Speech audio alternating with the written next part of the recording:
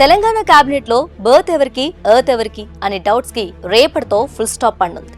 తెలంగాణ మంత్రివర్గ విస్తరణకు ముహూర్తం ఖరారైంది. గత కొన్ని రోజులుగా జరుగుతున్న ఈ చర్చకు కాంగ్రెస్ హైకమాండ్ ఎండ్ కార్డ్ వేయనుంది.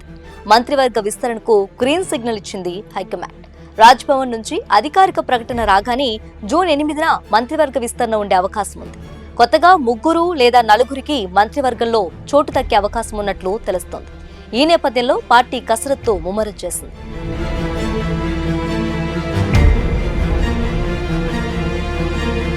మంత్రి పదవి కోసం కాంగ్రెస్ నేతలు ఆశగా ఎదురు చూస్తున్నారు. తొలుత 5 వరకు ఛాన్స్ ఉంటుందని భావించిన 3 పేర్లకు ఇప్పటి వరకు ఆమోదం లభించింది. ఎల్లుండి నుండి ఆషాఢ మాసం ప్రారంభం అవుతుండటంతో విస్తరణ రేపే చేపట్టాలని సీఎం రేవంత్ కోరారు. దీనికి ఏఐసీసీ ఆమోదం తెలపడంతో ఆదివారం విస్తరణ చేపట్టాలని నిర్ణయించినట్లు తెలుస్తోంది. కులగణన, బీసీ రిజర్వేషన్లకు పెద్దపీట వేస్తున్న కాంగ్రెస్ పార్టీ అదే బాటలో మంత్రివర్గ విస్తరణలోనూ సామాజిక న్యాయాన్ని పాటించాలని నిర్ణయించినట్లు సమాచారం. 5 మంత్రి పదవుల్లో రెడ్డి సామాజిక వర్గానికి 1 ఇవ్వాలని ఇప్పటికే నిర్ణయించగా బీసీ, ఎస్సీ, ఎస్టీ, మైనార్టీ వర్గాలకు అవకాశం కల్పించాలనే నిర్ణయానికి వచ్చారని తెలుస్తోంది.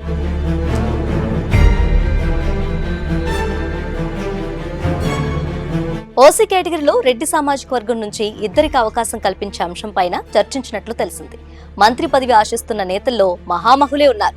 మెదక్ నుంచి విజయశాంతి, ఆదిలాబాద్ నుంచి గడ్డం వివేక్, గడ్డం వినోద్, ప్రేమ్ సాగర్ రావు, నిజామాబాద్ జిల్లా నుంచి సుదర్శన్ రెడ్డి, మదన్ మోహన్ రావు, నల్గొండ నుంచి కోమటిరెడ్డి రాజగోపాల్ రెడ్డి, అద్దంకి దయాకర్, బీర్ల ఐలయ్య, శంకర్ నాయకులు బరిలో ఉన్నారు. ఇక మంత్రివర్గంలో 1-2కి స్థానచలనం తప్పదనే చర్చ వినిపిస్తుంది.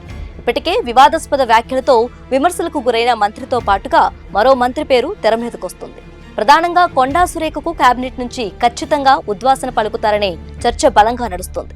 ఆమె ప్లేస్ లో పీఎస్సీ కమిటీలోకి అదే సామాజిక వర్గం మున్నూరు కాపుకు చెందిన ఆది శ్రీనివాస్ కు కమిటీలో చోటు తగ్గబోతుందని టాక్. అయితే సామాజిక సమీకరణల ఆధారంగానే ఫైనల్ డెసిషన్ తీసుకోబోతున్నట్లు తెలుస్తోంది.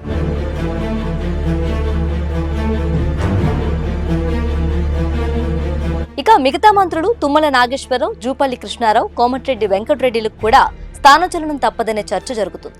మంత్రులుగా తొలగించిన వారికి పార్టీలో బాధ్యతలు అప్పగించనున్నట్లు సమాచారం. తాజాగా ఎమ్మెల్సీ పదవి దక్కించుకున్న విజయశాంతికి మంత్రి పదవి ఖాయమని తెలుస్తోంది.